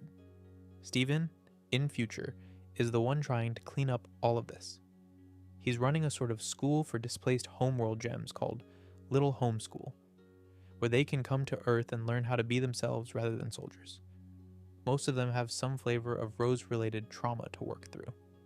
Steven, who was about 16 at the time, is essentially running a refugee program for the victims of his mother's choices. He doesn't think of it that way. He thinks of it as helping. But that's what it is, speaking of Steven, though. How he came to exist in the first place is its own thread of all this, worth pulling on for a bit. The way Steven comes into existence is, mechanically speaking, very unusual. It's not pregnancy in the usual sense. Rose, being a gem, doesn't actually have the biology for pregnancy. What she has is a physical form she can manifest from her gemstone and the gemstone itself, which is the actual her. The form is just a sort of light construct, a body she's projecting for convenience. The real Rose is the gem. For Steven to exist, Rose had to give the gem to him. She had to permanently disassemble her physical form and let her gemstone become part of a human baby's body. There would be no Rose afterwards. There would just be Steven, with her gem where his belly button would be. He'd inherit her powers, eventually, when he figured out how to use them. He'd inherit her enemies, although nobody told him that until much later, and he'd inherit her body, in a sense, in that he was made out of her. The Rose Quartz we'd been following for hundreds of episodes wouldn't be available anymore. She'd be ingredient. This was, by all accounts, her choice. She made it deliberately. She wanted Steven to exist, and she understood what that would cost. Greg, when he talks about this in later episodes, makes it clear that Rose explained everything to him beforehand, multiple times, and he just kept telling her he couldn't really believe it would happen. He couldn't picture a world without her. She was an alien. He was a human. He didn't really have the conceptual framework for an alien parent disassembling herself to make their kid. But it happened. She did it. And then Greg was alone with a baby and 3 confused gems who just lost their leader. Now, you can read this 2 ways, and I genuinely think both readings are true at once, which is part of what makes Steven Universe such a good show. The generous reading is that Rose loved Greg, was excited about the strangeness of human life, wanted to experience the closest thing to creating a new person that she'd ever been able to do, and chose to make the biggest sacrifice of her life in order to have a child. It's a self-giving act, the most maternal thing she ever did, possibly. She had a baby, and the baby got everything she had to offer, including her own existence. There's something genuinely moving about that when you sit with it. The less generous reading is that Rose, having spent thousands of years failing to fix the problem she'd created, having run out of ideas for how to heal the corrupted gems, having reached the limits of what her own healing tears could do, decided to make a person who might be able to finish the job. Steven inherits her abilities, which is something the show is fairly clear about. Half-gem hybrid biology gives him access to her healing powers in a more potent form. He can do things she couldn't. He can heal corruption, eventually. He can fuse with humans. He can negotiate with diamonds because they recognize his gem. If you wanted to engineer a solution to all your unfinished business, you could do worse than make a kid who has all your powers plus an emotional logic you don't have, and then leave them with your friends who will raise them, and the consequences of your war, which they'll inevitably have to clean up. I want to be careful here, because I don't think this was Rose's conscious calculation. I don't think she sat down and decided to make a successor. The show doesn't frame it that way, and I don't either. But the result is the same regardless of intent. Whether she chose to do it, or whether it just happened to work out this way. The practical effect of her decision to become Steven was that she handed off all her unfinished business to a human child who would have to deal with it. And there was a lot of unfinished business. The corrupted gems were still corrupted. The cluster was still ticking inside the earth, although nobody had told the crystal gems about it. Spinel was still standing in the garden. Bismuth was still in the bubble in the lion. The diamonds were still grieving and still angry and still searching for any sign of Rose Quartz, the gem they thought had killed Pink. The bubbled Rose Quartzes were still in storage on a space station. Pink Pearl was still being puppeted by White. Jasper was still out there somewhere, marinating in her rage at a Rose she had never met. Pearl was still under a diamond order she couldn't speak through. And the entire population of the Galactic Empire was still being run by 3 damaged diamonds who hadn't reckoned with anything they'd done. Steven inherited all of that, the day he was born. He just didn't know about any of it until much later. There's an episode I love called Lion 3, Straight to Video, where Steven finds a videotape Rose left for him. She knew she wouldn't get to meet him properly. She knew he'd be a baby, and then a toddler, and then a kid, all without her, so she filmed herself before disassembling, talking to the future version of him. The tape is mostly her trying to explain things in her strange, not quite human way, and apologizing for not being there. She doesn't tell him she's a diamond. She doesn't tell him about Bismuth or Spinel, or any of the rest of it. She just tells him she loves him. I have complicated feelings about the tape, honestly. On one hand, it's lovely. She thought about him before he existed. She wanted him to have something from her. That's genuinely sweet. On the other hand, the tape doesn't contain any of the actual information he'd need to navigate the life she'd left him in. It's a goodbye, not a briefing. She knew she was leaving him with a galactic empire on his trail and several thousand years of unresolved consequences, and she sent him a video of herself saying she loved him. Which, again, is what a mom would do. I'm being a bit hard on her. But it's also genuinely the case that he could have used more information, and she had time to give it to him, and she didn't. The relationship with Greg, by the way, deserves a small detour. There's an episode called We Need to Talk where we get to see what Rose was actually like as a partner in the early days. And it's an interesting watch once you know everything. In We Need to Talk, young Greg tries to fuse with Rose like Pearl fused with her, to meet him properly, eye to eye, like a person rather than a fascinating zoological specimen. And Rose, very politely, doesn't quite know how. She's nice about it. She loves him in the way she understands love. But the show makes it pretty clear that her version of loving him in the early days was about being delighted by him in the way you might be delighted by a clever pet. He was a novelty, a fun new thing she didn't have on Homeworld. The episode is about the moment they actually meet as equals, finally, after Greg refuses to be loved like that any longer. He pushes her. She gets there. They end up somewhere genuine. But the framing of the episode in retrospect is genuinely uncomfortable, because what we're watching is a being who has spent thousands of years on Earth and still hasn't figured out how to treat the humans she lives among as people, until one particular human refuses to let her get away with it. Greg, to his credit, made it work. They had a real relationship after that. They made the choice to have a baby together as actual partners, not as alien and pet. And he's been a good dad. The show is very clear about Greg being one of the most consistently lovely characters in it. He's patient, he's warm, he drinks tea and writes songs and lets Steven be his own person. He's exactly what Steven needed in a parent, and he was there. But Rose left Greg, in the end, with a half-gem son, and 3 confused alien aunts and absolutely no manual. He had to learn on the fly. He had to figure out what to do when his toddler accidentally shape-shifted his fingers into cats, or floated up into the sky, or healed someone with his spit.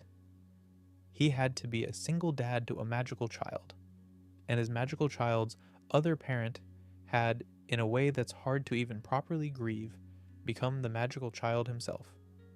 It's not the kind of grief most humans are equipped for. And then, much later, Greg has to add to all of that the fact that the woman he loved was a fugitive intergalactic royal who'd been hiding from her family the entire time. He gets that information in his 60s, basically, after he's done most of the hardest parenting. There's no fairness in it. He just has to keep being Greg. Here's the bit that's the most legally surreal, by the way. Because Steven inherits Pink Diamond's gem, he technically inherits Pink Diamond's legal status under Homeworld law. She is Pearl, a member of the Crystal Gems, and although their relationship mirrors family bonds, he does not own her in any sense. He's not Jasper's superior officer. Blue Diamond owns the Pink Diamond Zoo, which contains the bubbled Rose Quartzes, among other things, and a captive population of humans the show treats with a deeply uncomfortable lightness. He has a whole court he never asked for. He's the legal heir of a planet his mother fought to save. He doesn't act on any of this, mostly. Once he finds out about it, he uses his diamond status for one specific purpose, which is convincing the other 3 diamonds to stop being awful. Other than that, he ignores it. But it's there. It's in the documents. The other thing he inherits, and this is where Future eventually goes, is the body. Pink Diamond's body, or rather her gem and her residual influence on his physical development. Steven, throughout Future, starts manifesting more and more of Pink's traits. He glows pink when he's angry. He can scream walls into rubble.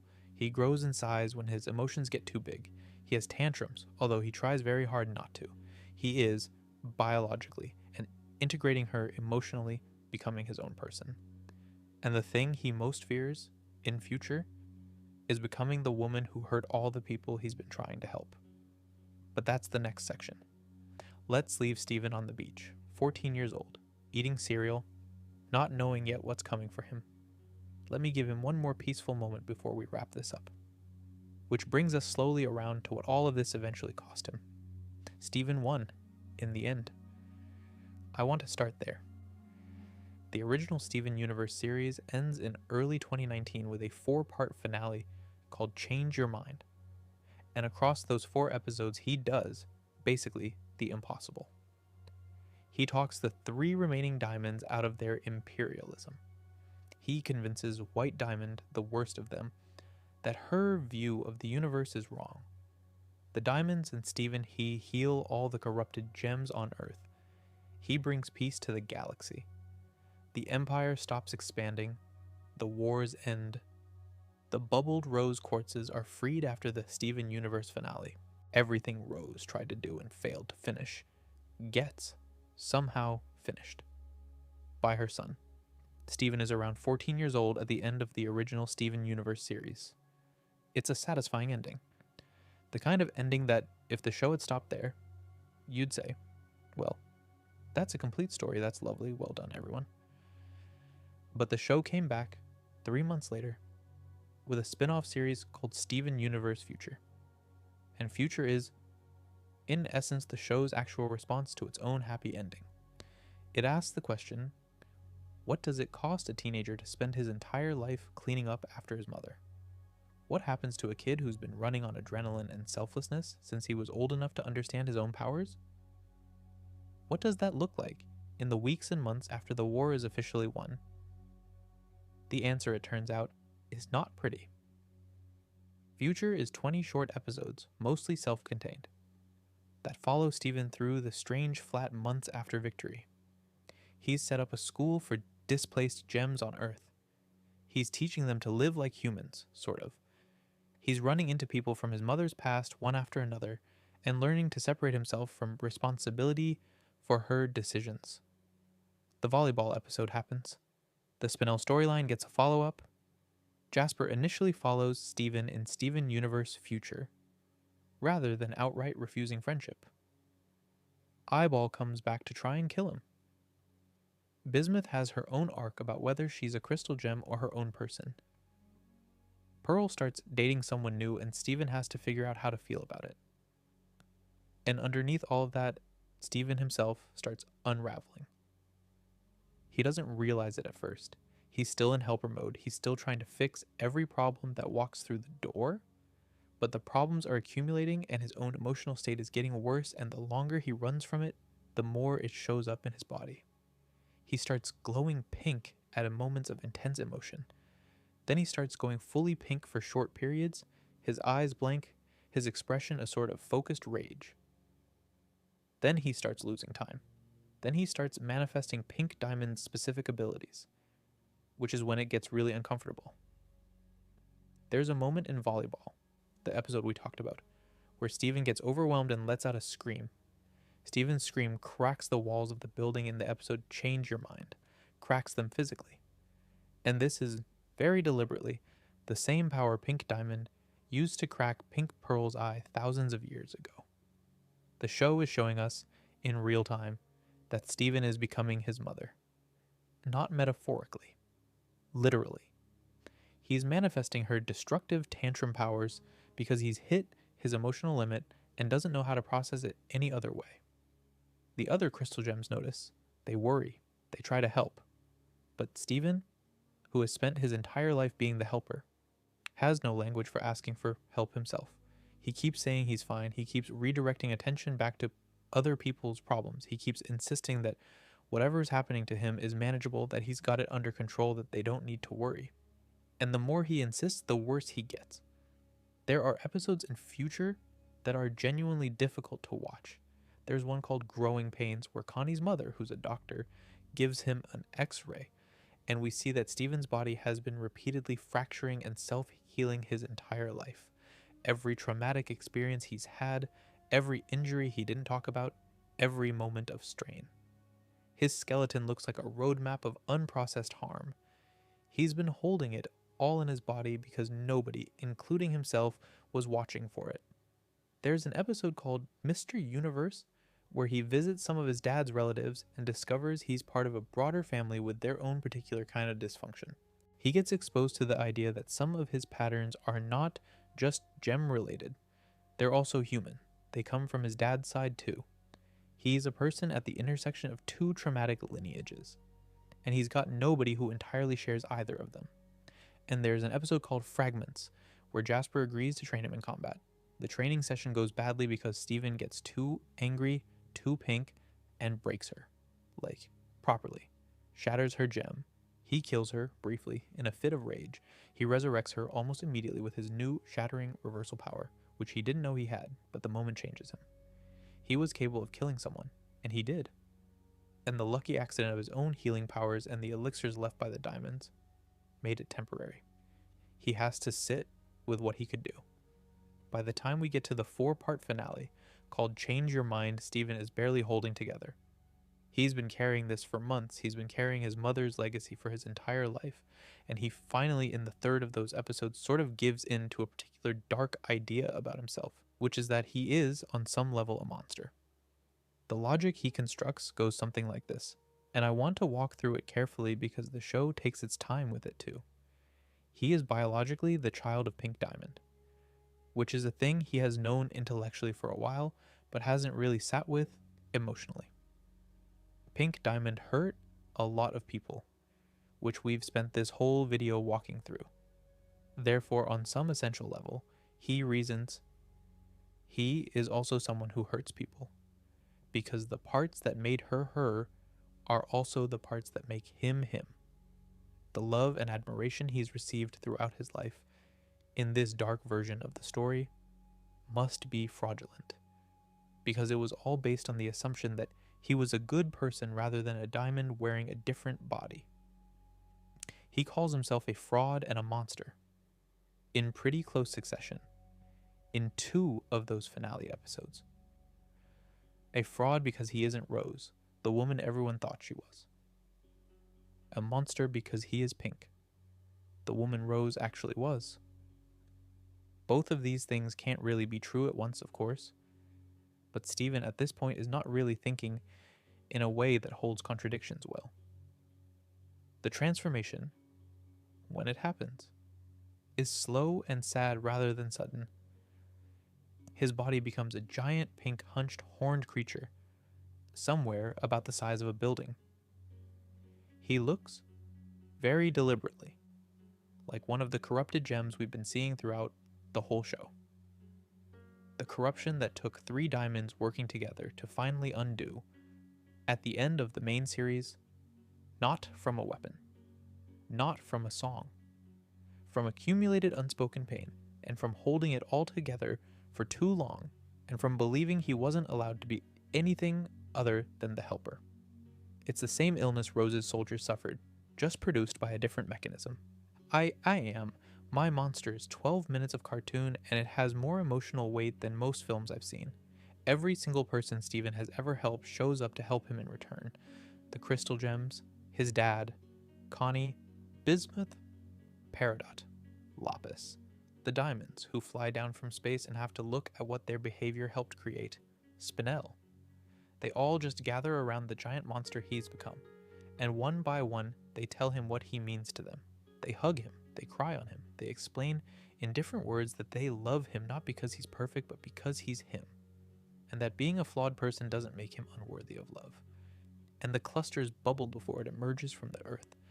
The cluster, the millions of shattered gems who died in his mother's war, rises to hold him steady while his family talks him down.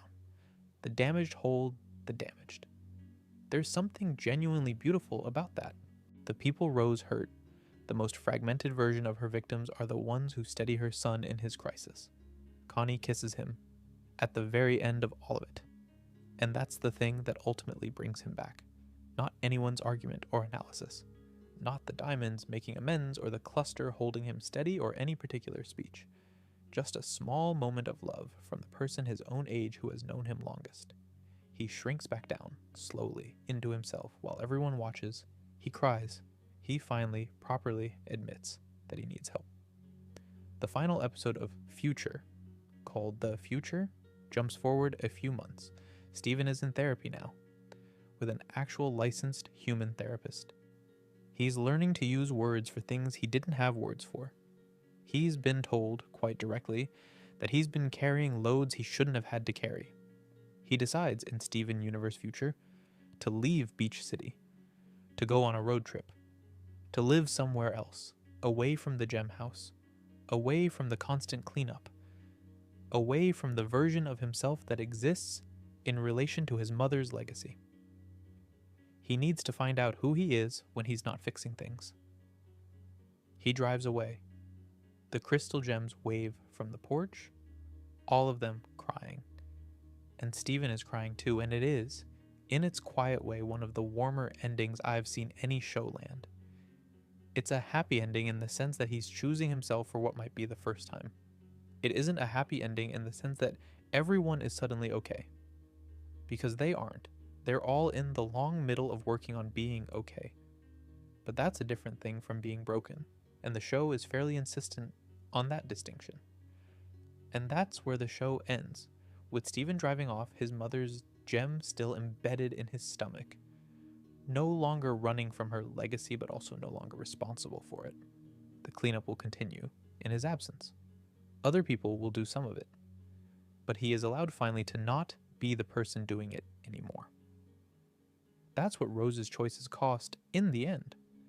They cost her son 16 years of carrying her unfinished business, almost cost him his mind, and required basically every person in his life to drop everything and convince him he was worth saving. He survived. He's okay. He's going to be okay. But she did do that to him, in the long run, whether she meant to or not. The damage skipped a generation and landed on the kid who inherited her face, which is most of what I had to say, really.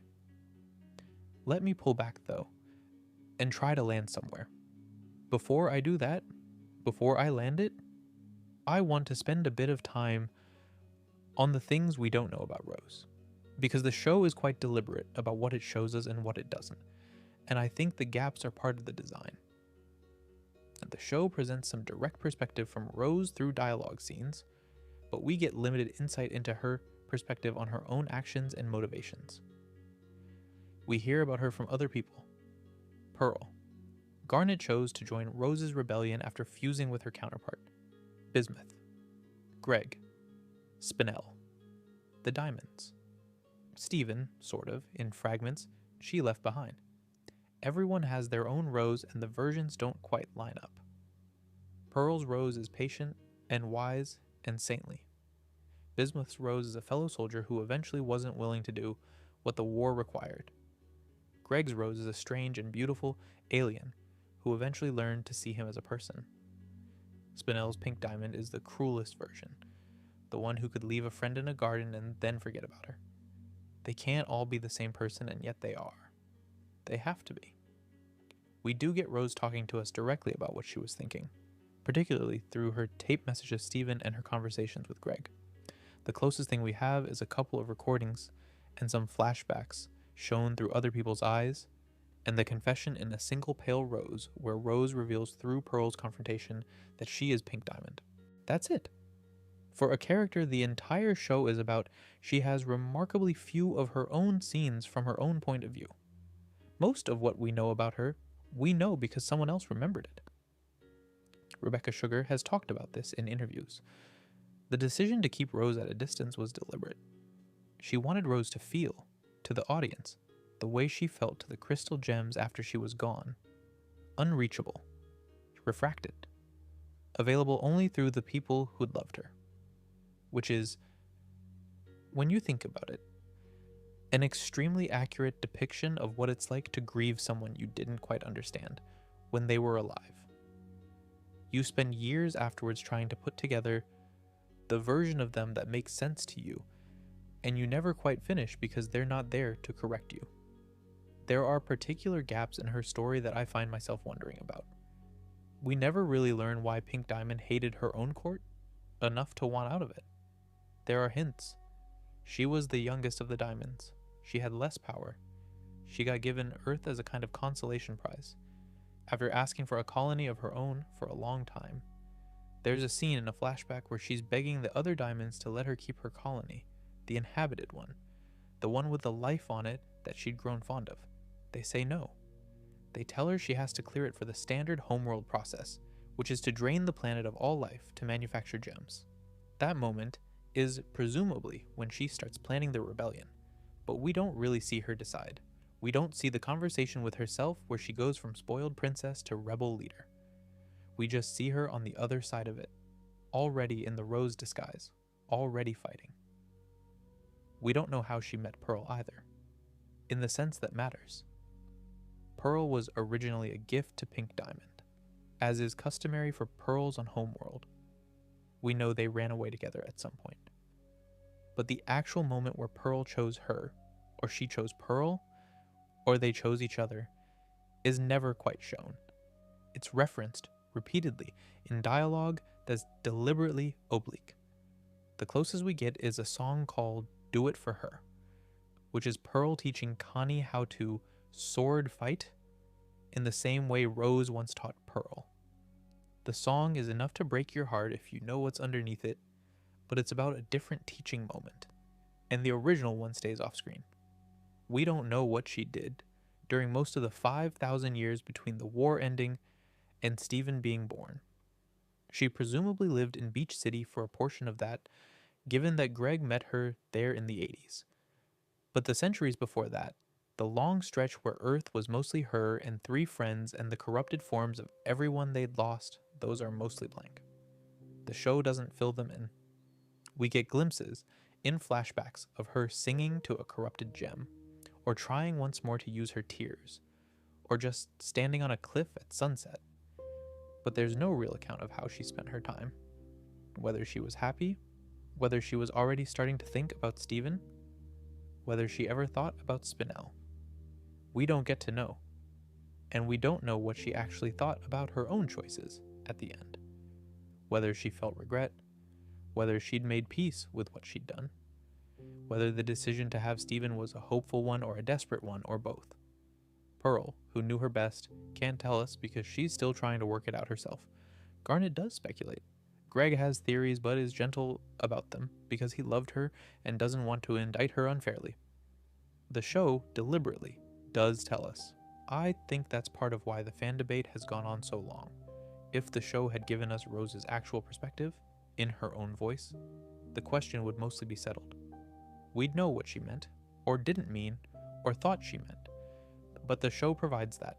It gives us only the wake she left behind, and asks us to draw conclusions from the wake alone. There's a generosity in that, I think. The show could have given us a confession. It could have given us a deathbed apology, a final speech, a clean moment of accountability. It doesn't. And the refusal feels honest because most people in real life don't get to do those things either. They die, or leave, or shut down, or become unreachable while the questions are still open. The people who loved them have to make do with what's left. The show makes us make do with what's left, which is, when you sit with it for long enough, the actual experience of trying to know somebody complicated. There's a particular kind of grief that's specifically for people you can't quite forgive and can't quite condemn. It's a hard grief because it doesn't resolve. You don't get to choose a story about them and stick with it. You have to keep holding multiple versions in your head, and the versions don't reconcile, and over time you stop expecting them to. Rebecca Sugar built a show around that grief, and Rose is the figure at the center of it. Deliberately unreachable, deliberately refracted, deliberately unfinished, which, in a strange way, might be the most generous thing the show does for her. It refuses to flatten her into a verdict. It refuses to tell us what to think. It lets her be a person who did a lot of things, who loved a lot of people, who harmed some of them, who saved a planet, who left a son, who never quite explained herself, and who is now properly gone. We're left to do the work she didn't, which is, I suppose, what most people do with most of the people they loved who left them. So here we are, 2 hours in, give or take. The list of receipts is done. I want to be honest with you now that we've sat with all of it about what I actually think, because the title of this video is provocative on purpose, and I've been making the case for it section by section. And you'd be right to ask whether I actually believe Rose Quartz was the true villain of Steven Universe in some neat, clean way. I don't, really, not in a neat, clean way. Here's the thing. She did rebel against an empire that wanted to strip mine planets for resources. That's true. She did save Earth in a fairly direct sense. If she hadn't defected, this planet would have been hollowed out and abandoned, and you and I wouldn't be here having this conversation, so that's worth something. She did love Greg. The show is pretty clear about that. She did love Pearl. In her complicated way, She did want Stephen to exist enough to give up her own body for him to happen. None of that is fake. And the show itself refuses to settle the question. It gives you all the evidence I've just walked you through. It lets the consequences play out. It shows you Stephen nearly destroying himself, trying to clean up her mess. And then it stops, and it doesn't tell you what to think. What I think the show is actually doing, the thing I keep coming back to, is something more interesting than a villain reveal. It's a story about how love and harm can come from the same person. Not in some clever twist way, in a regular, recognizable, life-shaped way. Rose was someone who genuinely cared about a lot of people. She was also someone who, when those people became inconvenient, made them disappear. She was someone who fought for freedom for the gems she liked, and who used the imperial tools of her own ruling class on the gems she didn't. She held all of those things at once, the way a lot of people do. And the show is fairly insistent that the two things don't cancel out. You can save a planet and also abandon a friend in a garden for several thousand years. Both can be true. The saving doesn't undo the abandoning. The abandoning doesn't undo the saving. They just sit there, alongside each other, in the same person. What I find genuinely interesting when I rewatch the show now is that many key antagonists in it turn out to be connected to one of her loose ends. Spinel. Jasper is a loose end tied to Rose. The Diamonds are traumatized by their grief for Pink Diamond's fake death. Bismuth, briefly. The corrupted gems are loose ends from the Diamond's corruption song. Eyeball Ruby, Pink Pearl, even Lapis Lazuli, who I didn't have time to talk about properly, has a version of this story where she was trapped in a mirror partly because of Rose's war. The villains of the show are not really villains. They're consequences. They're people who got hurt and tried to make the hurt useful in some way. And the person who originally caused most of the hurt isn't around to be confronted. That's the bit, actually, that I find the saddest. Rose left, she'd done a lot of damage and she had time to apologize, and she chose, in the end, to become her son instead. The people she'd hurt had to forgive her in her absence, or fail to forgive her in her absence, or carry it with them while she didn't have to. Spinel never gets to scream at her properly. Pink Pearl never gets to ask her why. Bismuth had to do years of work to make peace with her former friend's choices, while her former friend's child was a 16-year-old boy who hadn't done any of it. There's a particular cruelty in that, I think, even if it wasn't intended. You can't really hold someone accountable when they've become someone else. You can't ask Stephen to answer for Pink Diamond's choices because Stephen didn't make them. He's just the person stuck with the consequences.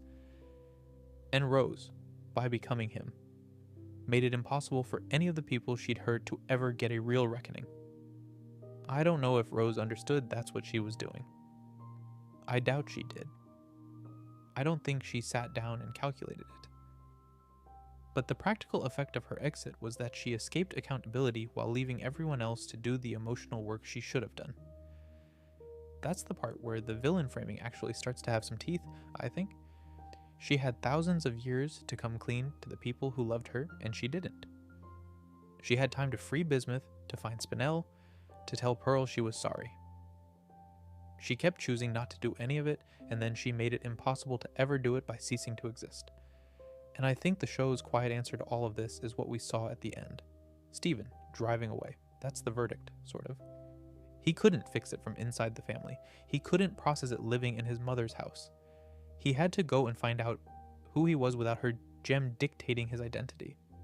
Which is, by the way, something a lot of people have had to do with their own complicated parents on a much smaller scale. The show isn't really about gems and aliens at the end. It's about that. About inheriting your parents' unfinished business and figuring out how much of it is yours to carry. About the difference between the people you love and the people who love you, and how those don't always match up evenly. About how some damage can't be repaired in the lifetime of the person who caused it. It's a kid's show, it really is. It started as a cartoon about a chubby boy with magical powers fighting monsters with his 3 space ants. By the time it ended, it was that, and also one of the most quietly devastating meditations on intergenerational trauma I have seen in any medium. Rebecca Sugar pulled off something extraordinary. And Rose Quartz is the centerpiece of it, and I think the question of whether she was the villain isn't quite the right question. The right question, maybe, is what does it mean to be a flawed person in a position of power? And what do you owe the people you damage on your way to doing the right things? And is it possible to die in a way that lets you off the hook for any of it? She did love them, you know. She did love Pearl. She did love Spinel once. She did love Greg. She did love the idea of Steven. The show is clear about that. She just also did harm. Quite a lot of it. And she didn't stick around to answer for any of it. That's the story. I hope you've enjoyed this, or possibly fallen asleep long before this part. In which case, good. That's the goal. There are loads more characters in this show worth talking about. Pearl deserves her own video. Honestly, Spinel deserves her own video. Lapis. Garnet chose to join Rose's rebellion after fusing with her counterpart. Maybe one day we'll get to them. We'll see. Until then, sleep well. Take care of yourselves. And if you've ever felt like you've been cleaning up after someone else for too long, maybe go to therapy. It worked for Steven. Good night.